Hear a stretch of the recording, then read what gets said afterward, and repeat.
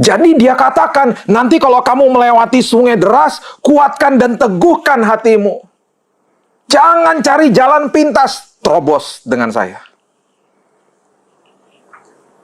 Memang mengerikan seringkali kita lihat sesuatu yang orientasinya karena kita melihat sendiri, mendengar sendiri, mengerikan. Tuhan mau beritahu kepada kita. Dengan kekuatan sendiri nggak mungkin kita bisa terobos badai. Tapi dengan dia, kita akan dibawa sampai ke seberang dengan selamat.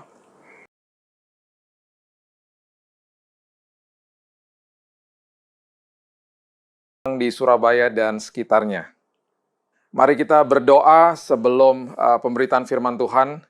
Tuhan, terima kasih buat hari yang luar biasa. Terima kasih Tuhan buat penyertaan Tuhan. Terima kasih buat perlindungan Tuhan. Kami percaya firman-Mu pada hari ini memerdekakan, membebaskan, meneguhkan, menguatkan, bahkan menyembuhkan kami yang sedang sakit. Aku percaya hadirat Tuhan bukan sekedar pada saat ini saja kami rasakan, tapi seterusnya kami mau selalu ada dalam hadirat-Mu, karena di dalam hadirat Tuhan perkara besar terjadi. Terima kasih Bapa Roh Kudus yang berbicara, kami siap mendengar di dalam satu nama, Yesus Kristus Tuhan kami. Kita sama-sama katakan, Amin. Amin. Shalom Bapak Ibu sekalian. Senang sekali berjumpa kembali, tanpa terasa sudah di tanggal 1 November 2020, sebentar lagi sudah merayakan Natal, dan sebentar lagi masuk ke tahun yang baru, 2021. Saya percaya di tahun yang baru nanti, semua yang terhilang di tahun ini, semua yang dicuri sama si jahat di tahun ini, akan digantikan Tuhan berkali-kali lipat. Kita semua adalah anaknya, dan dia memperhitungkan selalu apapun kerugian kita yang diakibatkan oleh si jahat. Karena selalu prinsipnya kalau si jahat melemparkan apel akan digantikan jadi jus apel sama Tuhan. Tuhan selalu membuat keindahan di balik sebuah keburukan atau kesulitan atau kesengsaraan yang ada di dalam dunia ini. Ya, Tuhan selalu menjaga dan Tuhan selalu membela anak-anaknya. Pastikan itu, dan saya percaya dan saya berdoa tahun 2021 merupakan tahun yang luar biasa, tanah perjanjian daripada kita semuanya yang ada pada saat ini. Nah, kita akan membahas firman Tuhan tentang apa yang Tuhan janjikan dan apa yang Tuhan utarakan kepada bangsa Israel lewat hambanya yaitu Yosua. Dan janji-janji Tuhan itu sama seperti yang kita baca, ada 7.000 lebih janji-janji Tuhan di dalam firman Tuhan. Dan Tuhan tahu ketika kita baca, ketika kita mulai bergetar hati kita, dikuatkan ketika kita baca, tapi nanti ketika kita kembali ke dalam kehidupan sehari-hari, ketika mata dan telinga kita melihat dan mendengar perkara-perkara yang tidak enak di dalam dunia ini, gampang sekali untuk kita lupa akan apa yang kita baca atau apa yang kita dengar dari apapun khotbah atau pemberitaan firman yang kita dengar. Oleh sebab itu, ketika dia memberikan janjinya kepada Yosua, kepada hambanya, untuk memimpin bangsa Israel masuk ke dalam tanah perjanjian.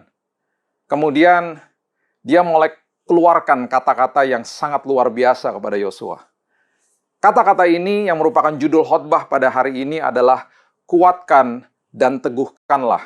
Kuatkan dan teguhkanlah. Kata ini atau kalimat ini adalah kalimat yang diutarakan kepada Yosua bahkan sebelum dituliskan di kitab Yosua. Sudah ada di kitab Ulangan, dan itu bahkan sampai 4 kali di kitab Ulangan ketika mulai ada pemberitahuan atau transisi yang nantinya dari Musa, kepemimpinan dari Musa akan diberikan kepada Yosua. Ya, dan berkali-kali di kitab Ulangan ini kata kuatkan dan teguhkan pun juga diberikan kepada Yosua. Jadi jauh sebelum akhirnya nanti Yosua mendekati tanah perjanjian. Jauh sebelum kita mendekati tahun 2021, sudah banyak janji Tuhan. Sudah banyak peneguhan-peneguhan firman Tuhan yang diberikan kepada kita semuanya. Nah, kita mau belajar. Sebentar lagi kita akan masuk ke dalam tahun yang baru. Sebentar lagi saya percaya semuanya akan beres. Semuanya akan dihalau sama Tuhan. Saya percaya anak-anak Tuhan terus dibawa sampai ke seberang dengan selamat, kita semuanya sehat, keluarga kita dibuat sehat, bahkan disembuhkan kalau sedang sakit. Saya percaya ketika kita menaruh iman kita kepada Tuhan, iman kita menentukan apapun yang kita percaya dalam hidup ini, sehingga kuasa Tuhan nantinya bekerja lewat kehidupan kita masing-masing. Ya. Di kitab Yosua, kalimat ini, kuatkan dan teguhkan, itu sampai diutarakan 4 kali. Dan uniknya, ya, kalimat ini, kuatkan dan teguhkan, diutarakan oleh Tuhan kepada Yosua setelah janji Tuhan. Setelah janji Tuhan. Dan janji Tuhan yang diberikan kepada Yosua ini adalah janji-janji yang luar biasa detail dan janji-janji yang kalau kita baca pun kita akan melihat dan mungkin menggelengkan kepala, kita akan katakan, wow, luar biasa janjinya. Sebuah peneguhan, sebuah janji, sebuah penyertaan dan perlindungan yang sudah pasti Tuhan akan berikan kepada Yosua. Tapi mengapa kata-kata kuatkan dan teguhkan itu sampai diutarakan lagi sama Tuhan sampai 4 kali? Ada sebuah pesan yang Tuhan mau berikan kepada Yosua dan bangsa Israel. Karena janji Tuhan adalah janji Tuhan. Tapi realita hidup adalah realita hidup. Dan Tuhan tahu kita sebagai manusia orientasinya daging. Dia tahu apa yang kita lihat dengan mata jasmani dan dengar dengan telinga jasmani kita, itu kerap kali adalah layer pertama yang membuat kita takut dan gentar. Dan dia tahu di situ janjinya bisa terkompromi. Karena manusia tidak tahu caranya bagaimana mengatasi ketakutan yang ada di depan matanya. Oleh sebab itu, Tuhan memberikan janji, kemudian Tuhan memberikan caranya bagaimana supaya kita terus berpegang kepada janji Tuhan. Kita baca sama-sama di Yosua pasal yang pertama, ayatnya yang ketiga sampai ayat yang kelima mengatakan begini. Setiap tempat yang akan diinjak oleh telapak kakimu kuberikan kepada kamu, seperti yang telah kujanjikan kepada Musa. Ayat 4. Dari padang gurun dan gunung Lebanon dan sebelah sana itu sampai ke sungai besar, yakni sungai Efrat, seluruh tanah orang Het, sampai ke laut besar di sebelah matahari terbenam, semuanya itu akan menjadi daerahmu. Detail. Kapling-kaplingnya pun detail. Dikasih sama Tuhan.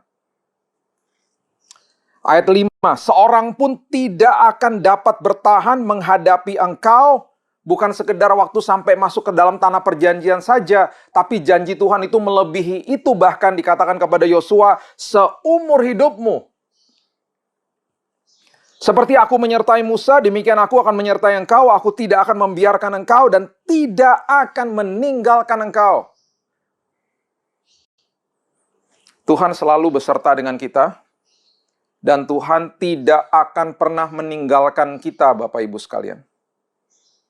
Walaupun secara emosi kita nggak rasa, tapi penyertaan Tuhan selalu ada dan selalu dijanjikan ada dalam hidup kita dan keluarga kita. Nah, setelah Tuhan berbicara begini kepada Yosua, dan ini merupakan janji-janji yang luar biasa dahsyatnya dan hebatnya, mulailah keluar kata-kata ini kepada Yosua. Kalau sampai ada pengulangan di dalam Alkitab yang kita baca, itu berarti pesan itu sangat luar biasa pentingnya. Dulu pertama kali waktu saya mulai diperbolehkan membawa mobil sendiri oleh ayah saya. Waktu pertama kali saya belajar untuk menyetir mobil dan kemudian dilepaskan sendiri. Itu pesannya sampai berkali-kali. Karena dia tahu jalan mana yang saya akan lewati. Dan dia tahu bahwa di jalan itu ada jalan-jalan yang ada lubangnya, atau lampu merahnya, atau tanda lampu lalu lintasnya kurang jelas. Dia sampai memberitahu saya berkali-kali untuk mengingatkan. Dan saya katakan, iya udah tahu, iya udah tahu. Dia tetap kasih tahu. Karena dia mau pastikan bahwa saya betul-betul ingat akan pesan-pesan dia. Kuatkan dan teguhkanlah. Kuatkan dan teguhkanlah. 4 kali Tuhan bicara kepada Yosua setelah janjinya yang luar biasa diberikan. Kuatkan dan teguhkanlah. Ayatnya yang ke-6, Yosua pasal yang pertama ayat yang ke-6. Kuatkan dan teguhkanlah hatimu, sebab engkaulah yang akan memimpin bangsa ini, memiliki negeri yang kujanjikan dengan bersumpah kepada nenek moyang mereka untuk diberikan kepada mereka.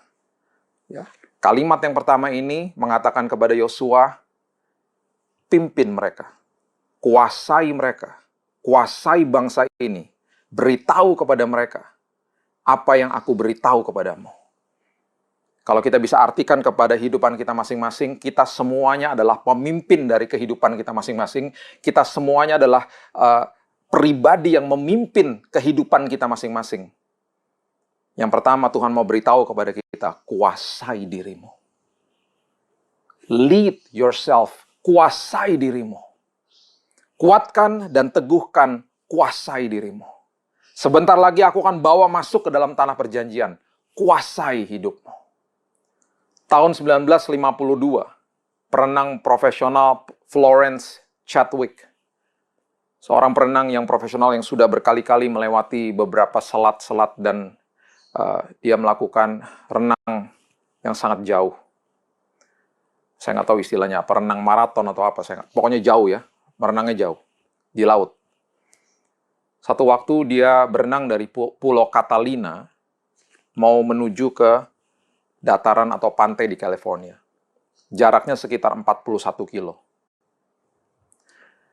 Kira-kira sudah hampir mendekat dengan pantai.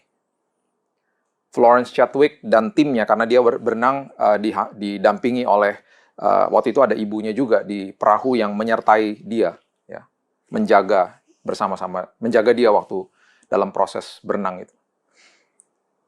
Tiba-tiba mereka berhadapan dengan kabut yang sangat tebal. Sangat tebal. Dan dia tidak bisa melihat, dan timnya juga tidak bisa melihat ujung daripada perjalanan atau pantai itu. Dan akhirnya Florence Chadwick menyerah, Bapak Ibu.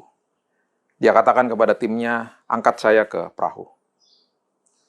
Ketika dia akhirnya masuk ke dalam perahunya, ketika mereka terus ada di atas laut dan menuju ke arah pantai, kabutnya akhirnya terkuak dan mereka bisa melihat pantai California yang jaraknya hanya sebenarnya 1 kilo dari posisi di mana Florence Chadwick menyerah. Di semua keberhasilan dia untuk menaklukkan banyak selat dan banyak pulau-pulau untuk akhirnya dia berenang, ya, dia selalu kutip tentang kegagalannya pada saat itu. Dia katakan, jangan biarkan kabut kehidupan menguasai hidupmu, dan engkau kehilangan arah, dan tidak sampai kepada tujuan. Jarak 1 kilo bagi seorang perenang Florence Chadwick ini is nothing. Itu seperti mungkin bagi kita yang bukan perenang profesional, mungkin cuma jarak 10 meter kali. Jadi dia sangat menyesal, karena di mana dia menyerah, pantainya itu sangat dekat dengan titik di mana dia menyerah. Kuasai hidupmu. Kuasai hidupmu. Kuatkan dan teguhkan hidupmu. Saya suka dengan banyak sekali yang ditulis di Mazmur ketika Daud mengatakan kepada jiwanya sendiri. Banyak kali Daud mengatakan atau berbicara kepada jiwanya sendiri. Tenanglah hai jiwaku. Tenanglah hai jiwaku. Rest, oh my soul. Berkali-kali dia katakan begitu. Setiap kali Bapak Ibu menghadapi ketakutan atau apapun, ingat janji Tuhan. Dan katakan kepada jiwamu, kuasai hidupmu. Tenanglah engkau. Tenanglah engkau, hai jiwaku. Karena tidak lama lagi, kita akan dibawa ke dalam tanah perjanjian kita masing-masing oleh Tuhan. Semua daripada kita. Dia tidak akan pernah meninggalkan anak-anaknya. Diperlakukan dengan semena-mena oleh si jahat. Dia Bapa kita, dan dia Bapa yang mempunyai sumber yang tidak ada batasnya. Apapun itu. Damai sejahtera tidak ada batasnya. Sukacita tidak ada batasnya. Ya, kasih tidak ada batasnya. Iman tidak ada batasnya. Makin kita terus mengerti bahwa kita punya akses kepada Bapa kita, sumber itu tidak akan pernah lepas dari kehidupan kita. Ingat, kita sudah bahas berkali-kali di waktu yang lalu, kalau kita merasa memiliki, apa yang lepas dari tangan kita akan terlepas dari hidup kita. Tetapi kalau kita punya akses kepada Bapa kita yang tidak punya batas, apa yang terlepas dari tangan kita tidak akan pernah lepas dari hidup kita. Karena sumber itu selalu menyuplai, selalu supply semuanya yang tidak ada batasnya. Tidak ada batasnya. Kuasai hidupmu. Karena janji Tuhan itu adalah ya dan amin. Ya dan amin. Kuatkan dan teguhkan. Kemudian Tuhan memberikan 3 poin kepada Yosua. Setelah dia katakan, kuasai hidupmu, kuasai bangsa ini, pimpin bangsa ini. Dilanjutkan di ayat yang berikutnya. Di ayat yang ke-7, firman Tuhan katakan, hanya kuatkan dan teguhkanlah hatimu. Keluar lagi kalimat ini. Kuatkan dan teguhkanlah hatimu dengan sungguh-sungguh. Bertindaklah hati-hati sesuai dengan seluruh hukum yang telah kuperintahkan kepadamu oleh hambaku Musa. Janganlah menyimpang ke kanan atau ke kiri, supaya engkau beruntung kemanapun engkau pergi. Kemanapun engkau pergi. Jangan menyimpang ke kanan, jangan menyimpang ke kiri. Dengan kata lain, ketika aku sudah memberikan janjiku, aku pastikan bahwa aku selalu menyertai dan melindungimu sampai ke seberang dengan selamat. Sekarang taat sama aku. Ini masalahnya. Dan Tuhan tahu. Dulu waktu saya masih kecil, saya kasih analogi begini. Dulu waktu saya masih di bangku SD, belum ada mall di Jakarta. Yang sebuah tempat keramaian, tempat pusat perbelanjaan yang cukup populer di Jakarta itu namanya Pasar Baru. Ya, tempat yang sangat ramai, yang dikunjungi oleh ribuan orang setiap minggu. Saya tidak pernah lupa ketika Papa dan Mama saya membawa saya ke situ. Mereka berdua memegang tangan saya. Papa selalu di kanan, Mama selalu di kiri saya. Dan saya tahu mereka menyertai saya. Saya tahu mereka memegang tangan saya. Tetapi waktu kami berjalan, mata saya bukan lihat ke Papa atau ke Mama. Mata saya kan lihatnya ke depan. Memperhatikan langkah-langkah saya. Dan yang saya lihat di depan saya adalah keramaian yang begitu banyak orang di depan saya.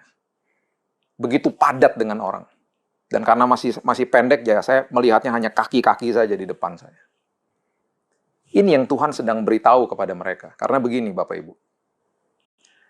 Janji Tuhan pasti, penyertaan Tuhan pasti. Tapi Tuhan tahu bahwa sebelum nanti masuk ke dalam tanah perjanjian, bangsa Israel yang dipimpin oleh Yosua akan melewati sungai Yordan. Sungai yang sangat deras airnya. Tuhan tahu bahwa sebentar lagi mereka akan menghadapi tembok Yeriko. Tembok yang sangat tebal, yang kokoh, luar biasa. Tuhan tahu. Tuhan tahu bahwa di mata kita, di depan mata kita, kita tetap akan melihat kesulitan hidup. Kita akan mendengar kabar-kabar buruk di dalam dunia ini. Tuhan tahu. Tuhan tahu. Makanya dia pastikan kepada Yosua, kuasai bangsa itu. Kuasai hidupmu. Dan dengan spesifik dia katakan, jangan menyimpang ke kanan atau ke kiri. Dengan kata lain, terobos badai itu. Dengan saya pastinya. Lewati sungai itu. Saya tidak akan kasih kamu jalan pintas. Tapi itu sungai deras Tuhan. Nanti Bapak Ibu tinggal baca seterusnya di kitab Yosua. Lewati. Bagaimana caranya? Laut aja aku belah, apalagi sungai. Masukkan kakimu. It's an act of faith. Tindakan iman. Celupkan kakimu di situ. Dan akhirnya terbelah sungai yang sangat deras itu. Sampai Alkitab mencatat, di salah satu ujung daripada sungai Yordan itu, sepertinya dibuat sebuah bendungan karena airnya semuanya tertahan di situ. Begitu dahsyatnya Tuhan. Jadi dia katakan, nanti kalau kamu melewati sungai deras, kuatkan dan teguhkan hatimu. Jangan cari jalan pintas, terobos dengan saya. Memang mengerikan seringkali kita lihat sesuatu yang orientasinya karena kita melihat sendiri, mendengar sendiri, mengerikan. Tuhan mau beritahu kepada kita. Dengan kekuatan sendiri nggak mungkin kita bisa terobos badai. Tapi dengan Dia, kita akan dibawa sampai ke seberang dengan selamat. Dan seringkali Dia akan mulai beritahu kepada kita, lakukan dengan iman, setapak demi setapak. Aku akan bawa kamu sampai ke seberang. Berapa kali di kota saya yang sangat ramai dan penuh dengan kemacetan, ketika di depan saya mulai ada macet dan kemudian saya mulai panik ketika mau berpergian ke sebuah tempat yang saya lihat di waktu sudah akan telat gitu ya. Saya beberapa kali sempat masuk ke dalam gang-gang kecil untuk cari jalan istilahnya jalan tikus gitu ya, jalan pintas. Dan akhirnya tanpa saya sadari, saya justru makin telat. Karena justru di dalam jalan-jalan kecil ini saya terperangkap. Firman Tuhan katakan, jangan menyimpang ke kanan atau ke kiri. Terus maju. Taat. Jangan tunda ketaatan. Orang salah jalan 5 menit sama orang salah jalan 10 menit. Yang 10 menit lebih lama baliknya ke jalan yang benar. Jadi kalau sudah sadar saya salah jalan, cepat-cepat balik ke jalan yang benar. Jangan tunda waktu. Jangan tunda ketaatan. Poin yang berikutnya, Bapak Ibu. Di ayatnya yang ke-8, firman Tuhan mengatakan begini. Janganlah engkau lupa memperkatakan kitab Taurat ini. Tetapi renungkan itu siang dan malam. Renungkan itu siang dan malam. Supaya engkau bertindak hati-hati sesuai dengan segala yang tertulis di dalamnya. Sebab dengan demikian perjalananmu akan berhasil dan engkau akan beruntung. Poin yang berikutnya adalah, setelah kita diminta sama Tuhan menguasai diri, taat, jangan tunda ketaatan. Renungkan firman-Ku siang dan malam. Ingat sama janji-janjiku. Renungkan itu siang dan malam. Perkatakan firman-Ku siang dan malam. Kata merenung di bahasa Ibrani adalah sebuah kata yang sangat luar biasa. Kata ini yang artinya adalah hagah gitu ya. Kata hagah ini adalah kata yang mengartikan bahwa bukan sekedar direnungi, tapi artinya ditangisi. Wow. Kemudian kata malam di sini arti sebenarnya adalah lalea. Itu adalah sebuah tangisan di malam hari. Sebuah tangisan di malam hari. Sebuah kesedihan di malam hari. Jadi Tuhan tahu. Tuhan tahu. Walaupun Dia sudah kasih janji dan Dia menyertai kita, kerap kali kita akan melewati hari-hari sulit dan Dia tahu kita akan mengalami kesulitan, Dia tahu kita akan mencucurkan air mata, Dia tahu hari-hari di mana kita akan menghadapi hal-hal yang sulit dalam hidup ini. Oleh sebab itu Dia katakan, renungkan janji-janjiku. Perkatakan janji-janjiku di hari-hari sulitmu. Bukan di sekedar hari-hari yang penuh dengan suka, tapi di hari-hari yang penuh dengan duka, justru perkatakan firman-Ku. Justru renungkan janji-janjiku siang dan malam, supaya perjalananmu beruntung. Karena seringkali jalan-jalannya Tuhan itu dalam tanda kutip aneh. Sampai-sampai waktu mereka disuruh mengelilingi tembok Yeriko, kalau dipikir-pikir Tuhan yang penuh dengan kuasa, Tuhan yang sudah menjanjikan banyak keselamatan bagi bangsa Israel, dan mereka sudah pasti menang, sudah pasti akan menduduki tanah perjanjian. Kok masih dibawa ke dalam proses-proses yang dalam tanda kutip aneh? Kan bisa saja tembok yang besar itu Tuhan langsung hancurkan. Tapi kenapa disuruh putar-putar? Dan ada kemungkinan ketika lagi putar-putar dan mereka hanya bersorak, tiup sangkakala, kelihatannya bodoh. Makanya di hari yang terakhir ketika mereka dalam proses mengepung tembok Yeriko, di Yosua pasal yang ke-6 ayat yang ke-10 firman Tuhan katakan begini. Tetapi Yosua telah memerintahkan kepada bangsa itu, demikian janganlah bersorak dan janganlah perdengarkan suaramu. Sepatah kata pun janganlah keluar dari mulutmu. Sampai pada hari aku mengatakan kepadamu, bersoraklah. Maka kamu harus bersorak. Ketika Tuhan katakan kepada kita, kapan kita bicara, ingat akan perintah Tuhan. Ingat akan apa yang firman Tuhan bagikan pada hari ini. Saya mau kita betul-betul mengerti karena setiap hari pasti ada saja kesulitan kehidupan yang kita lihat. Dan kita punya kecenderungan untuk mengeluarkan kata-kata negatif. Oleh sebab itu, kita harus mengerti konteks ini. Sebenarnya pasti juga mereka berpikir, Tuhan kan bisa saja merubuhkan tembok Yeriko dalam waktu sekejap. Atau okelah, satu hari saja kita putar-putar tembok Yeriko dan langsung hancur. Ini berhari-hari. Ada kemungkinan besar mereka saat itu bosan. Mereka berpikir ini bodoh. Ini kok sepertinya nggak ada jawabannya gitu. Itu pun yang kita rasakan hari lepas hari. Seringkali kita merasakan bahwa kok begini-begini saja, kan hutangku bisa terbayar dalam hitungan satu hari. Tapi kenapa berlarut-larut? Kan kesembuhanku bisa saja langsung pulih total dalam waktu satu hari. Tapi kenapa harus ada prosesnya? Dan itu yang Tuhan mau ajarkan dalam kehidupan kita masing-masing. Bahwa itu bukan sekedar hanya putar-putar tembok saja. Tuhan mengajarkan sebuah kesetiaan, sebuah proses yang memerlukan sebuah kesabaran, memerlukan sebuah kepercayaan, iman kepada Tuhan. Dan kita makin mengerti, oh begini toh cara Tuhan. Walaupun di depan manusia sepertinya dalam tanda kutip bodoh. Dan tidak masuk akal.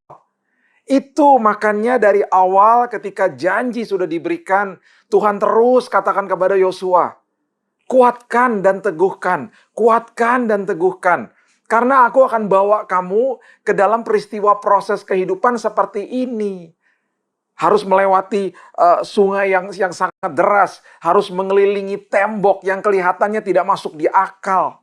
Dan memang akhirnya jawabannya dan ketika tembok itu runtuh, memang betul-betul tidak masuk di akal.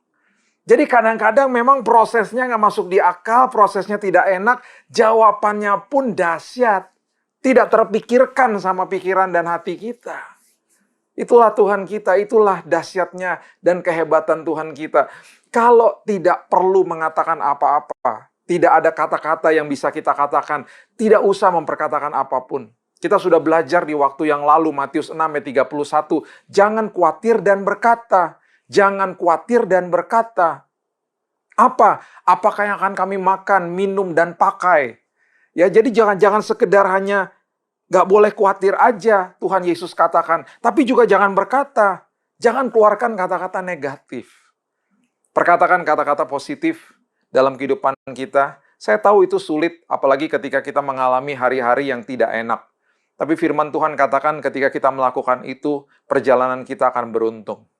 Poin yang berikutnya, di Yosua pasal yang pertama, ayat yang ke-9 mengatakan, bukankah telah kuperintahkan kepadamu, kuatkan dan teguhkanlah hatimu. Kembali keluar lagi kalimat ini. Janganlah kecut dan tawar hati, sebab Tuhan Allahmu menyertai engkau kemanapun engkau pergi. Sudah pasti, sebelum kita masuk ke dalam tanah perjanjian kita akan dikecewakan oleh orang-orang di sekitar kita. Kita bahkan mungkin akan disakiti hatinya oleh orang-orang yang terdekat. Bahkan sekarang ini saya mengerti dalam kondisi kehidupan saat ini di mana kita dalam tanda kutip dikurung di rumah kita masing-masing. Kita lebih banyak spend waktu di dalam rumah kita masing-masing. Ketemunya dia lagi, orang itu lagi. Ada kemungkinan besar terjadi percecokan antara suami istri, antara anak dan orang tua, ya. Dan ini kesempatan-kesempatan di mana iblis akhirnya masuk dan berusaha mencuri sukacita dan damai sejahtera. Memecahkan keluarga. Justru saat-saat seperti ini, inilah sekolah kehidupan. Di mana kita akhirnya melihat sendiri, oh ini toh kelemahan saya. Ternyata saya kurang sabar. Ternyata saya kurang murah hati. Ternyata saya kurang toleransi. Jadi itu yang harus kita lihat. Kita sudah pernah belajar tentang sekolah kehidupan. Jangan tuding-tuding orang, lihat diri sendiri. Oh, ini yang harus saya perbaiki. Ini kesempatan di mana saya bisa lulus dalam sekolah kehidupan saya. Karena saya harus pastikan, sebelum saya masuk ke dalam tanah perjanjian saya tidak boleh kecut dan tawar hati. Dan saya percaya semua janji Tuhan akan digenapi kalau saya masuk ke dalam tanah perjanjian dengan paradigma yang baru. Saya akan tutup dengan Yosua pasal yang ke-5, ayat yang ke-8 dan 9, dan kemudian nanti kita baca 11 dan 12. Ya, di tanah Gilgal, sebelum bangsa Israel akhirnya masuk ke dalam tanah perjanjian. Yang diperbolehkan masuk adalah generasi berikutnya karena orang tua mereka tidak diperbolehkan masuk. Ini adalah anak-anak yang lahir di padang gurun, ya. Dan seperti orang tuanya, mereka pasti diajarkan paradigma Mesir, ya, paradigma Mesir. Nah, ketika kita mau dibawa masuk ke dalam tanah perjanjian, paradigma lama kita harus ditinggalkan, Bapak Ibu. Yosua pasal yang kelima ayat 8 dan 9 mengatakan setelah seluruh bangsa itu selesai disunat, maka tinggallah mereka di tempatnya masing-masing di perkemahan itu sampai mereka sembuh. Dan berfirmanlah Tuhan kepada Yosua, hari ini telah kuhapuskan celah Mesir itu daripadamu. Itulah sebabnya nama tempat itu disebut Gilgal sampai sekarang. Ya, jadi proses penyunatan pada saat itu adalah lambang daripada mereka meninggalkan celah Mesir atau paradigma lama. Dan Tuhan membiarkan ada proses kesembuhan pada saat itu. Ya, dimanapun kita mau meninggalkan cara lama, tidak enak. Bagaimanapun kita masuk ke dalam proses ketika kita mau berubah, itu tidak enak. Tapi itu diperlukan untuk masuk ke dalam tanah perjanjian. Kenapa? Kenapa? Pertanyaan yang sangat penting. Dulu kita dimanja sama Tuhan, tapi nanti masuk ke tahun 2021, ada banyak perkara besar yang Tuhan minta kita kelola dengan lebih baik. Berarti apa? Kita harus makin cakap mengelola hidup ini. Kita nanti akan dipercayakan sama Tuhan perkara-perkara yang lebih besar. Saya percaya apapun yang sudah dicuri sama iblis di tahun ini, Tuhan akan gantikan berkali-kali lipat, karena kita anaknya. Kita punya favor, kita punya perkenanan Tuhan atas hidup kita. Dan saya percaya di tahun itu, nanti atau di zaman itu, di saat itu, ketika kita masuk ke dalam tanah perjanjian kita, kita memerlukan sebuah kecakapan yang lebih dahsyat, lebih tajam lagi. Makanya harus meninggalkan paradigma lama, celah Mesir harus ditinggalkan. Ya, kemudian yang terakhir di ayat 11 dan 12 dikatakan, lalu pada hari sesudah Paskah, mereka makan hasil negeri itu. Mereka makan hasil negeri itu. Makan dari tanah perjanjian itu, yakni roti yang tidak beragi dan bertih gandum pada hari itu juga. Lalu berhentilah mana itu pada keesokan harinya setelah mereka makan hasil negeri itu. Jadi orang Israel tidak beroleh mana lagi, tetapi dalam tahun itu mereka makan yang dihasilkan tanah Kanaan. Mana di-drop dari surga.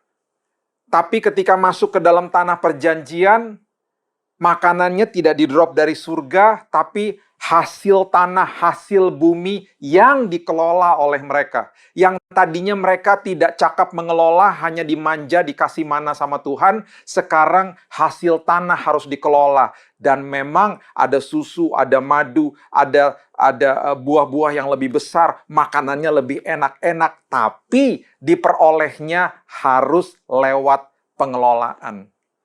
Harus makin dewasa. Paradigmanya harus baru. Ya, jadi pastikan sebelum kita masuk ke tahun yang baru, masuk ke musim yang baru, masuk ke dalam kemenangan demi kemenangan, tinggalkan celah Mesir, tinggalkan celah 2020 ini. Masuk menggapai sebuah impian yang luar biasa dalam kehidupan ini, karena itu bukan impian sekedar impian pribadi, tapi itu impian yang Tuhan tempatkan dalam setiap kehidupan kita masing-masing. Kita semuanya punya cita-cita, kita punya impian-impian dalam kehidupan ini. Pastikan itu impian yang Tuhan tempatkan dalam hidup kita masing-masing. Dan kita akan masuk ke dalam kemenangan demi kemenangan yang Tuhan sudah siapkan bagi kita. Tapi harus dewasa. Tapi harus punya paradigma yang baru. Oleh sebab itu, semua janji Tuhan, semua janji bahwa Dia akan menyertai kita. Dia tahu bahwa kita akan melihat dan merasakan dan mendengar perkara-perkara buruk di depan kita. Karena kita masih ada di dalam dunia yang penuh dengan dosa. Tetapi pastikan bahwa penyertaan Tuhan itu selalu ada dan tidak pernah gagal. Dan satu hal lagi dia katakan sampai diulang-ulang, kuatkan dan teguhkanlah hatimu. Karena kita harus menguasai hidup, kita harus hidup dalam ketaatan, jangan ke kanan, jangan ke kiri, jangan ambil jalan pintas. Kita terobos semuanya dengan Tuhan, pasti sampai ke seberang dengan selamat. Perkatakan, renungkan firman siang dan malam. Dan kemudian pastikan hati kita tidak kecut, tidak tawar hati. Dan pada akhirnya, tinggalkan paradigma lama, karena kita sedang dipersiapkan untuk sebuah pengelolaan yang sangat besar dalam hidup ini. Saya percaya masa depan kita indah bersama Tuhan. Saya percaya tanah perjanjian kita indah. Dan saya percaya kita makin tajam, makin luar biasa, karena kita akan makin mengelola hidup ini dengan makin dahsyat. Sekali lagi, kuatkan dan teguhkanlah hatimu. Tuhan beserta dengan kita semuanya. Mari kita berdoa. Tuhan, terima kasih, mengucap syukur buat janjimu. Janjimu adalah ya dan amin. Dan kami percaya kami dibawa ke seberang, kami akan semuanya selamat, kami semuanya sehat, kami semuanya betul-betul dijaga, disertai oleh Tuhan. Kami tahu kelemahan kami, Tuhan, ketika kami berjalan, orientasi mata dan telinga kami adalah kepada hal-hal yang buruk dan negatif. Walaupun janji Tuhan sudah nyata dalam hidup kami, tapi seringkali kami masih takut karena daging kami ini melihat dan mendengar, Tuhan, hal-hal yang buruk yang ada di depan kami. Oleh sebab itu, firman Tuhan pada hari ini seperti Engkau mengingatkan Yosua untuk menguatkan dan meneguhkan hatinya. Kami mau, Tuhan, untuk supaya kami kuat dan teguh. Kami mau untuk menguasai hidup kami mau setiap hari kami hidup dalam ketaatan dan tidak tunda ketaatan. Tidak menyimpang ke kanan dan ke kiri. Kami mau setiap hari merenungkan dan memperkatakan firman Tuhan siang dan malam, dalam suka dan duka. Dan terlebih lagi Tuhan, kami mau jaga hati kami supaya kami tidak tawar hati dan tidak kecut hati. Kami mau sampai ke seberang dengan hati yang betul-betul murni ya Tuhan. Oleh sebab itu kami mengerti bahwa kami harus meninggalkan paradigma lama, celah Mesir. Karena kami tahu ada tanggung jawab yang besar di tahun yang akan datang, di musim yang akan datang. Dan kami percaya Tuhan, impian-impian kami yang tertanam di dalam Tuhan, semuanya akan terjadi sesuai dengan waktu Tuhan. Terima kasih ya Yesus, kami mau makin dewasa karena itulah yang Engkau inginkan kami lakukan. Terima kasih buat hari ini, terima kasih buat pemberitaan firman Tuhan. Hamba-Mu berdoa khusus bagi semua jemaat-Mu yang menyaksikan atau menonton khotbah pada saat ini. Kesembuhan terjadi kepada siapapun yang sakit. Pemulihan terjadi, pemulihan keluarga terjadi. Pemulihan pernikahan terjadi ya Tuhan. Dan kami percaya pada hari ini kemenangan demi kemenangan sudah kami raih di dalam tangan kami. Yang memerlukan pekerjaan Tuhan tolong, yang memerlukan penyertaan dalam usahanya, hikmat dalam usahanya, Tuhan tolong. Dan aku percaya semua aspek kehidupan kami dinaungi, dijaga, disertai oleh Tuhan. Terima kasih Bapa, aku mengucap syukur hanya di dalam satu nama Yesus Kristus Tuhan kami. Kami sudah berdoa dan mengucap syukur. Kita sama-sama katakan, amin, amin. God bless you.